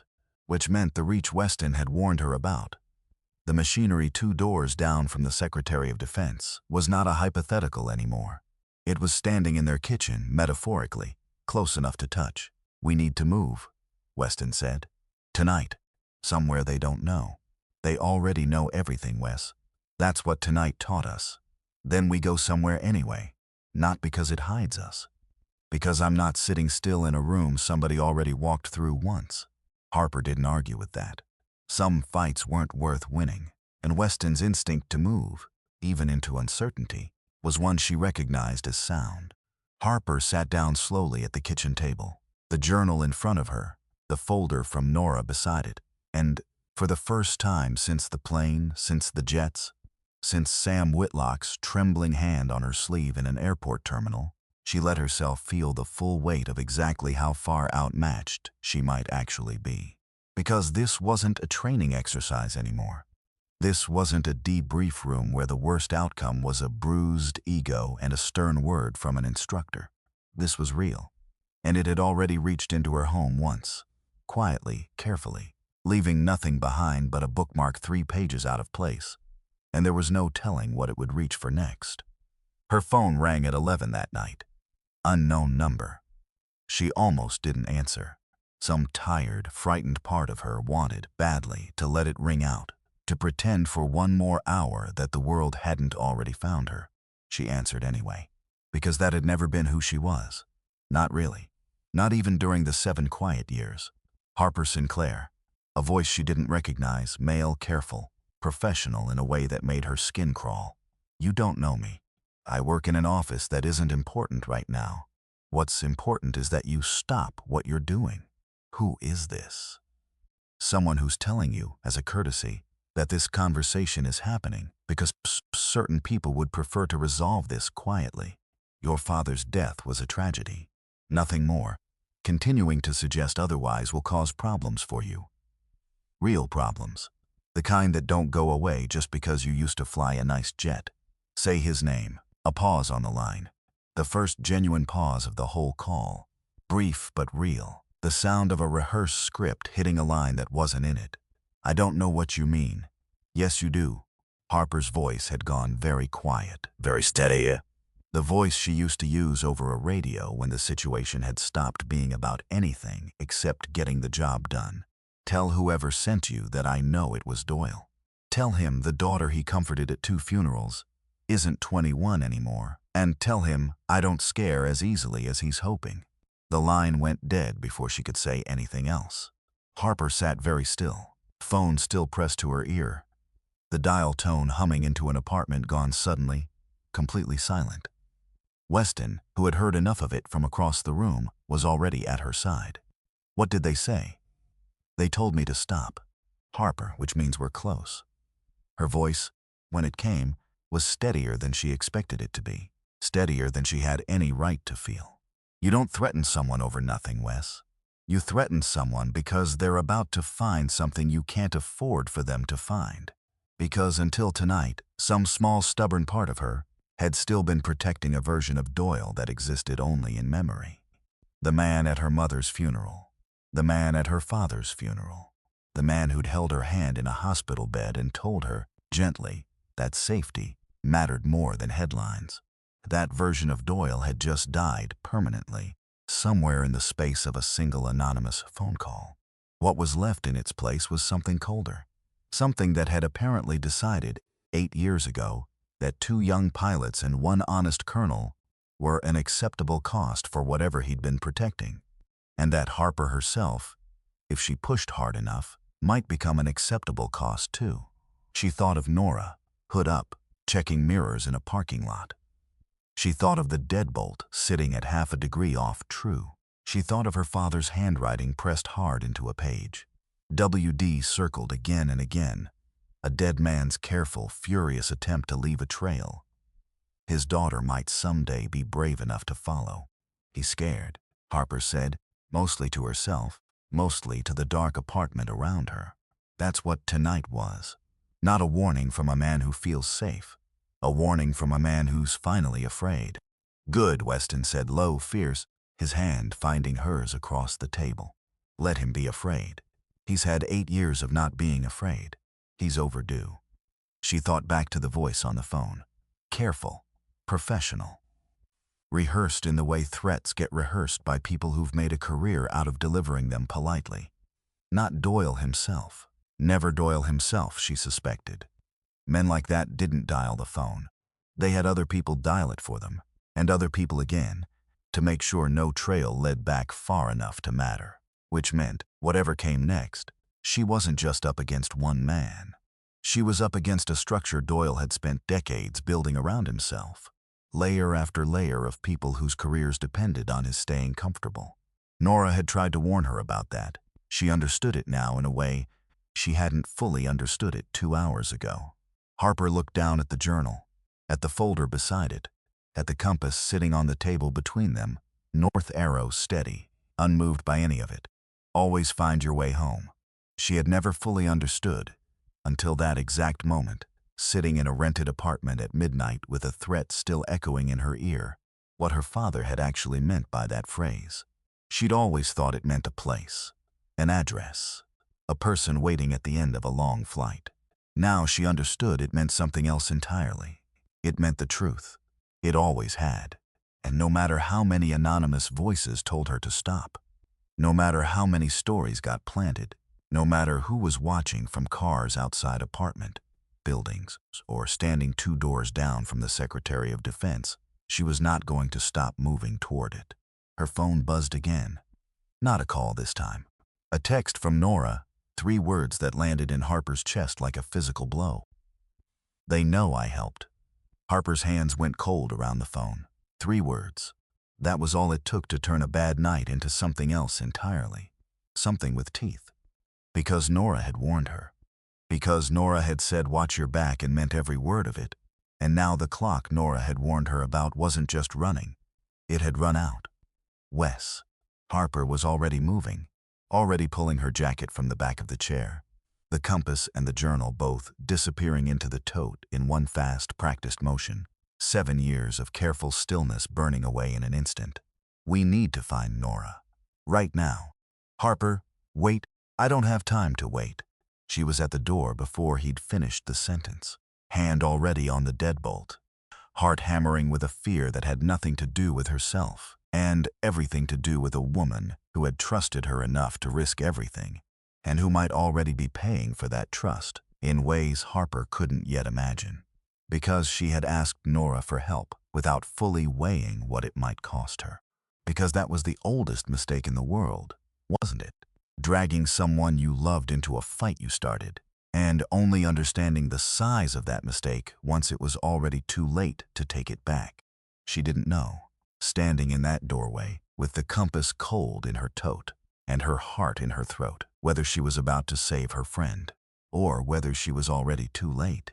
The city outside had gone dark and unfamiliar in the way cities do at midnight, streetlights throwing long, careful shadows across empty sidewalks. And somewhere out there, in an apartment Harper had visited only once, a woman who had believed her, trusted her, risked her entire career for her, was either safe or she wasn't. And there was only one way to find out. Harper started the car and drove. Because there was no version of herself. Not the one in the hoodie. Not the one in the flight suit. Not the one standing in the aisle of a plane at 35,000 feet, who was capable of doing anything else. This is a work of fiction. All characters, places, and events are entirely fictional and are not based on real individuals, real military units, or real operations. Nora's building came into view at the end of a street gone quiet with midnight, and Harper's headlights swept across a parking lot that looked, at first glance, entirely ordinary. Except there was a car parked across the street that hadn't been there in any of the photos Nora had sent her days ago. Except its engine was still ticking, cooling, meaning it hadn't been sitting long. Except every window in Nora's building was dark except one, third floor. Curtains drawn but light, bleeding out around the edges like someone inside was afraid to turn it fully off. Harper's mind was already running through every worst version of the next 5 minutes. Because that's what training did to a person. Gave you 100 contingencies before your body had even finished parking the car. Nora hurt. Nora gone. Nora sitting in an interrogation room somewhere answering questions she never should have had to answer because Harper had asked for a favor too big to hand a friend. Stop it, she told herself. You don't know anything yet, except you already halfway believe the worst, and that's not the same as knowing. Harper was out of the car before Weston had even put it in park. Harper, wait, I'm not waiting, Wes. She took the stairs 2 at a time. Old instinct carrying her body faster than her mind could fully process what it was doing, and she was raising her fist to knock when the door opened first. Nora stood there. Alive, unharmed, eyes red-rimmed from crying, or from not sleeping, or both. You came, Nora said, voice cracking. Of course I came. I thought. Nora's breath hitched. I thought maybe you'd decide I wasn't worth the risk. After everything I already put you through by pulling those files. Nora. Harper stepped inside, pulled her into a hard, fierce hug. The kind 2 soldiers give each other after neither one was sure the other would make it back. You didn't put me through anything. You saved this whole thing. Now tell me what happened, because that's what mattered right now. Not blame, not who owed who an apology, just the facts laid out clean. The way her father always insisted on laying them out even when the facts hurt. Nora sank onto her couch, hands still trembling around a mug of tea gone cold an hour ago. 2 men, not uniform, not obviously official, but I know the type. They came by around 10. Said they had questions about a records request. Didn't show credentials, didn't need to. I've been in this building long enough to know when somebody's sending a message instead of asking a question. What did you tell them? Nothing. Nora's jaw tightened. I told them I wasn't authorized to discuss active personnel matters without proper documentation, and I closed the door. But Harper, they knew. They knew I pulled those files. Which means somebody traced it faster than either of us thought possible. Weston, standing in the doorway, spoke for the first time. Which means whoever's running this isn't just protecting a secret anymore. They're actively hunting down everyone connected to it. Because that was the shape the danger had taken now. Not a smear campaign in the press. Not an anonymous voice on a phone line. Real people, at Nora's actual door, close enough to touch. There's something else, Nora said quietly. She reached for a folder on the coffee table, hands still unsteady, and slid it toward Harper. I found this after they left. I was digging through the personnel calendar, trying to understand who might have flagged the request, and if I found instead. Harper opened it. A schedule. Official. Formatted. The kind of document that circulated through dozens of offices without anyone thinking twice about it. 2 days from now. A public ceremony at the Pentagon, marking the confirmation of Walter Doyle's nomination to Secretary of Defense. Press credentialed. Cameras confirmed. Half the Senate Armed Services Committee on the guest list. Harper's pulse picked up, sharp and sudden. He's about to get the biggest promotion of his career, she said slowly. In 2 days. In front of every camera in Washington. Harper. Weston's voice carried a warning she recognized immediately. You are not thinking what I think you're thinking. I'm thinking exactly what you think I'm thinking. That's insane. That's a room full of armed security and reporters and the entire chain of command he's spent 30 years building. You cannot just walk in there and, I'm not walking in to make a scene, Wes. Harper's voice was steady now, the old calm settling over her, the kind that used to unnerve instructors twice her rank. I'm walking in to make sure the truth is standing in the same room as him when the cameras are already rolling. Because if I go to a reporter privately, it's my word against his. If I go to a court, it takes years. And men like Doyle have spent decades learning how to survive years. But if the truth shows up in the same room as the lie, the exact moment the whole country is watching, there's nowhere left for it to hide. Nora was quiet for a long moment. Then, slowly, she nodded. I can get you into that room. I still have clearance. It's thin, and it'll cost me everything if it goes wrong, but I can get you in. Nora, I already asked too much of you. You didn't ask this time. Nora's chin lifted, something fierce and settled behind her eyes. I'm offering. There's a difference.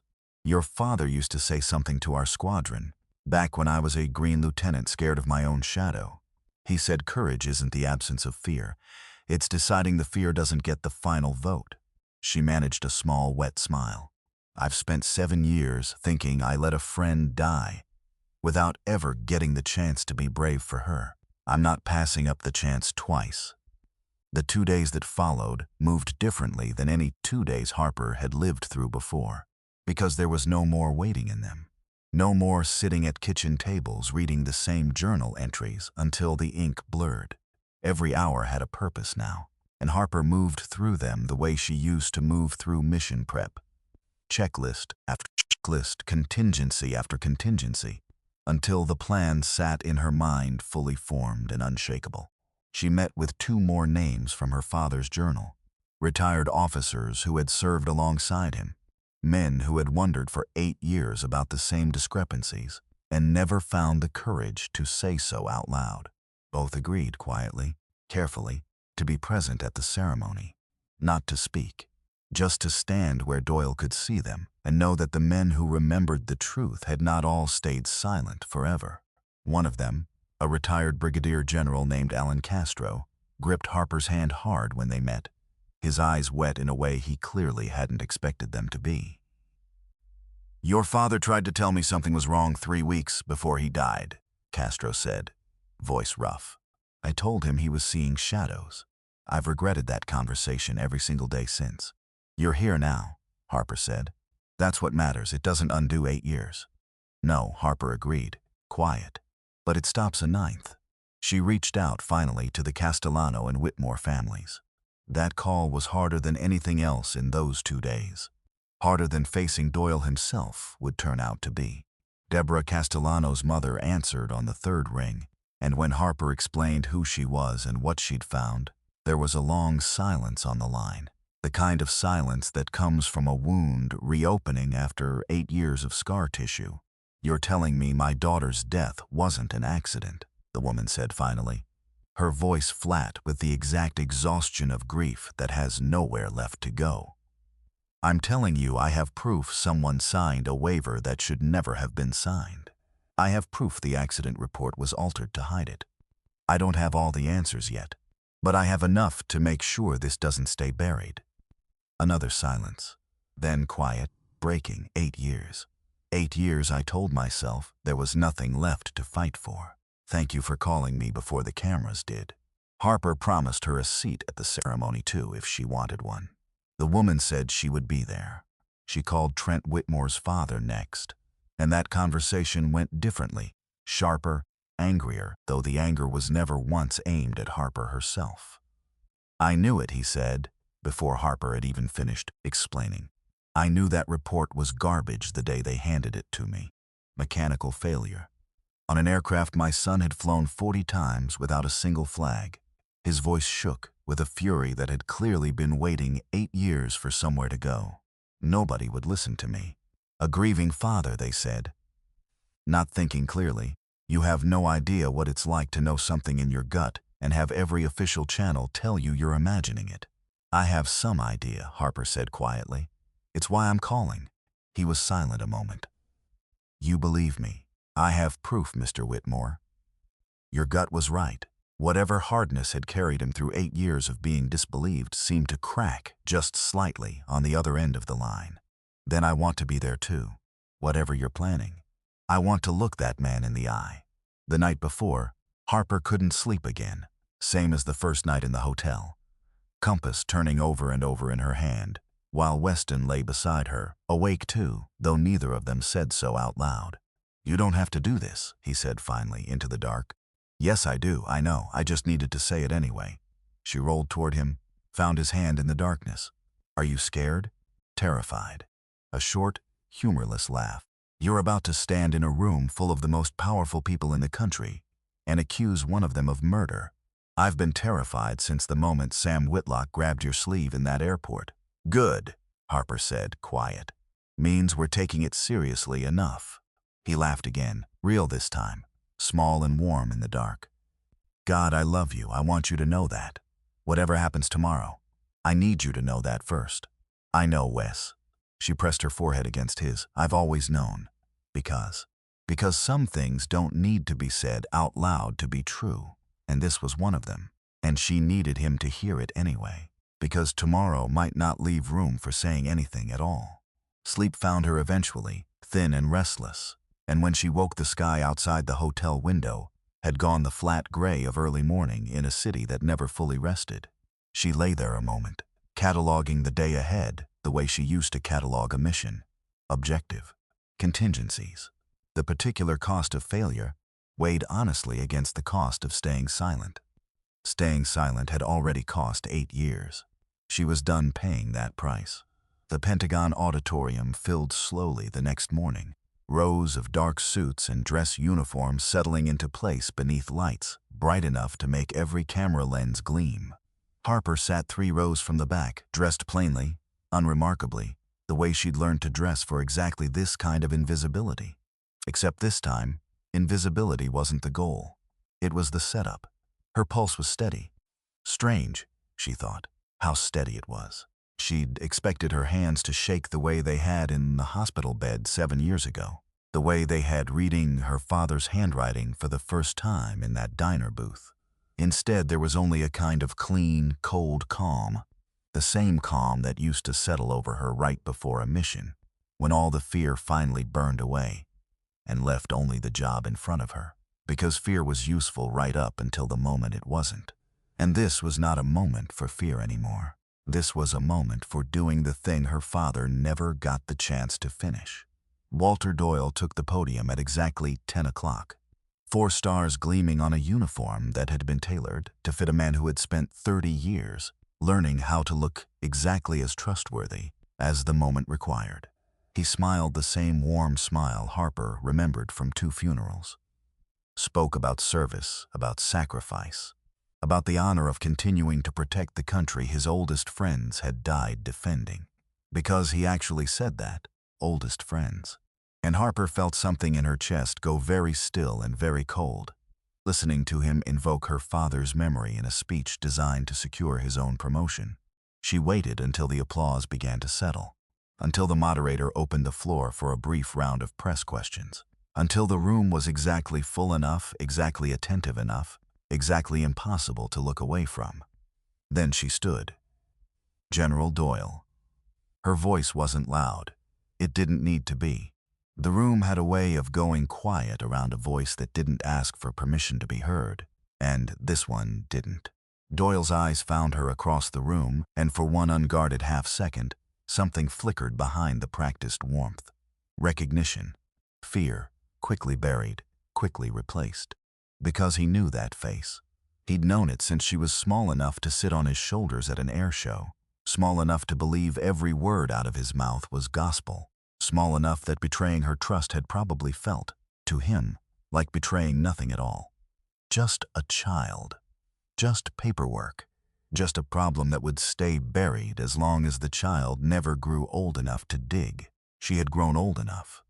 She had grown old enough 7 years ago in a cockpit at 11,000 feet, and he had never once accounted for that.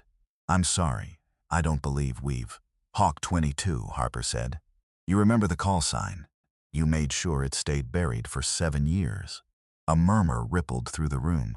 Cameras swung toward her, and somewhere in the back a reporter's hand shot up, already sensing the story shift beneath his feet. "Young lady, I don't know what this is about, but this is not the appropriate. My name is Harper Sinclair." Her voice carried now, filling the space the way it had filled a cabin at 35,000 feet. "My father was Colonel Thomas Sinclair. 8 years ago, he discovered a maintenance waiver you signed that grounded 2 aircraft on paper and killed 2 cadets in the air. Airman Deborah Castellano, Airman Trent Whitmore." She let the names land, heavy, unhidden. He was 3 weeks from reporting what he found when his own aircraft went down. Same explanation both times. Mechanical failure. Doyle's face had gone pale under the studio lights, the warmth draining out of it in real time, replaced by something harder, colder, the face of a man calculating exits. This is a grieving young woman making wild accusations with no evidence. "I have his journal." Harper held it up, the leather cover catching the light. In his own handwriting. "I have the original maintenance logs, the ones scrubbed from the public accident report. I have the draft version that was supposed to be archived and mysteriously disappeared." She turned slightly toward the row where Deborah Castellano's mother sat, hands clasped tight in her lap, eyes fixed on Doyle, with 8 years of grief finally given somewhere to go. "And I have the mothers of the 2 pilots you let the country believe died from bad luck." The room had gone utterly silent now.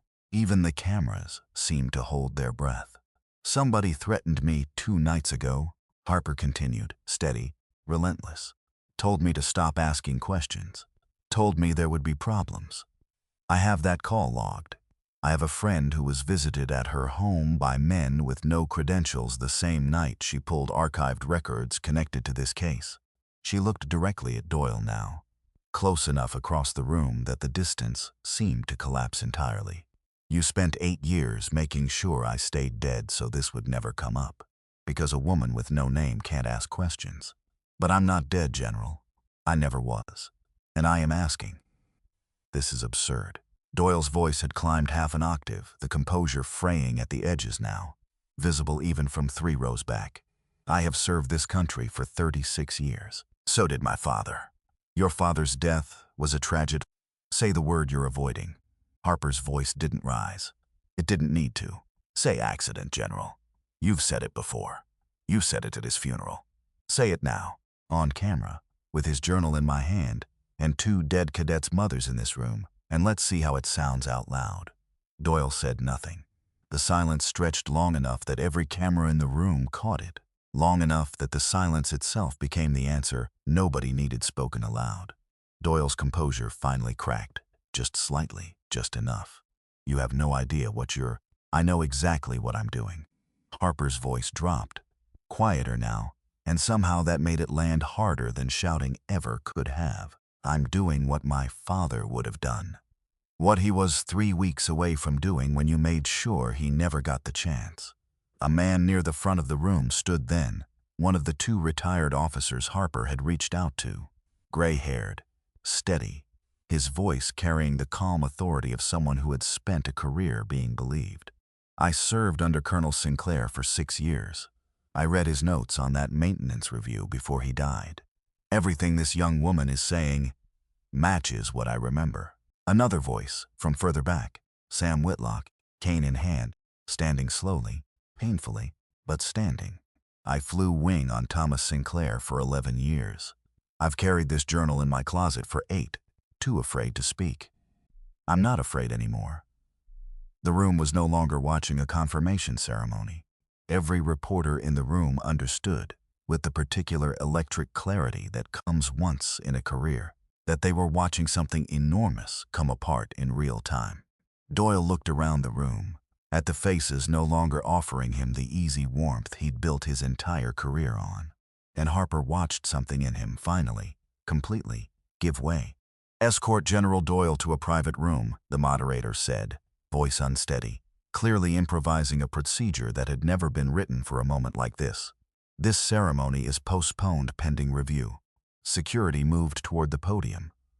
Doyle didn't resist, didn't argue, simply stood very still for one long moment, staring at Harper across a room that had, in the space of 4 minutes, taken everything from him that he'd spent 30 years building. "Your father," he said, quiet enough that only the nearest Rose caught it, "was the finest officer I ever served with." "You already said that once," Harper answered. "At his funeral." "I believed you then." She didn't watch him walk out. She turned instead toward Deborah Castellanos' mother, who had risen from her seat with tears streaming freely down her face, and crossed the room to take both her hands. "Thank you," the woman whispered. "Thank you for not letting them keep it buried." "Thank your daughter," Harper said, throat tight. "She's the reason any of us knew where to look." Trent Whitmore's father stood a few feet away, arms crossed tight against his chest, jaw working like he was trying to hold something enormous inside it. When Harper reached him, he didn't say anything at first, just pulled her into a hug that nearly lifted her off her feet, the kind of hug from a man who had spent 8 years with nowhere to put his grief, and had just, finally, found somewhere. "My son used to talk about pilots like you," he said, voice thick. "Said the good ones fly like the rules were written just for them. I think he'd have liked knowing you were the one who finally brought this home." "I think I'd have liked knowing him," Harper said, and meant it. The investigation that followed moved faster than anyone expected, propelled by cameras that had captured every word, by 2 witnesses willing to testify, by a paper trail Nora had risked everything to preserve. Walter Doyle's nomination was withdrawn within the hour. His resignation followed within the week, ahead of formal charges that would take considerably longer to resolve, but which no longer had anywhere left to hide. Nora kept her job. More than kept it, in fact. The same records office that had flagged her file request as suspicious ended up commending her quietly for preserving evidence that would otherwise have been lost to a cover-up 8 years in the making. She called Harper the week after the ceremony, voice lighter than Harper had heard it since their reunion. "They want to promote me," Nora said, half laughing, half disbelieving. "Can you imagine? 2 weeks ago I thought I was about to lose everything, and now some colonel I've never met is calling me a model of institutional integrity. You earned it. I had a dead woman ask me for a favor and I said yes without thinking it through. That's not integrity, Hawk. That's recklessness with good timing. Call it whatever helps you sleep at night," Harper said, smiling into the phone. "I call it exactly what my father would have called it. Doing the hard right thing before you've finished being scared of it." The official record on Colonel Thomas Sinclair's death was reopened, reclassified, corrected, finally, after 8 years, to reflect what his daughter had spent 2 impossible weeks proving. Not an accident, not mechanical failure. A cover-up, traced all the way to the top of an organization that had spent decades protecting exactly the kind of men it should have been holding accountable. Harper's own service record was corrected too, quietly, without ceremony, though the country had already given her a louder correction than any official document ever could. Hawk 22, missing and presumed killed in action for 7 years, was formally reinstated as alive, decorated, and, for the first time since a hospital bed and a flight surgeon's careful voice, entirely free to decide what came next for herself. She was offered her old rank back, offered a promotion beyond it, actually, along with a formal apology delivered by a 2-star general who looked deeply uncomfortable delivering it, stammering through a script clearly written by someone else's lawyers. Harper listened politely, thanked him, and declined. "Ma'am, with respect, do you understand what you're turning down?" "I understand exactly what I'm turning down," Harper said. "I spent 7 years figuring out who I am without a call sign attached to it. I'm not interested in trading that answer back in, even for 4 stars someday. Some things aren't worth the version of yourself you'd have to become to earn them." She chose in the end not to return to active duty. Some doors, once you've walked all the way through the grief on the other side of them, don't need reopening. She and Weston stayed in Washington through the fall, long enough to see Deborah Castellanos' name and Trent Whitmore's name added, finally, to a memorial that had been missing 2 important lines for 8 years. She stood at that ceremony too, smaller, quieter than the one that had ended Doyle's career. Just 2 families, and a handful of old officers gathered around fresh lettering on cold stone. No cameras this time, no reporters. Just the truth, finally, carved somewhere it could never again be scrubbed from a record or buried under a convenient explanation. On a clear afternoon in October, Harper stood at her father's grave for the first time in 8 years without the old ache of unanswered questions weighing down every breath. She knelt, set the compass down against the headstone just for a moment, north arrow catching the autumn light. "Found it, Dad," she said quietly. "Took me a while, but I found it." Behind her, Weston waited at a respectful distance, the way he always did, giving her exactly as much space as grief required, and not 1 inch more, because that was its own kind of love, she thought. Not the loud kind, not the kind that needed to fill every silence with reassurance.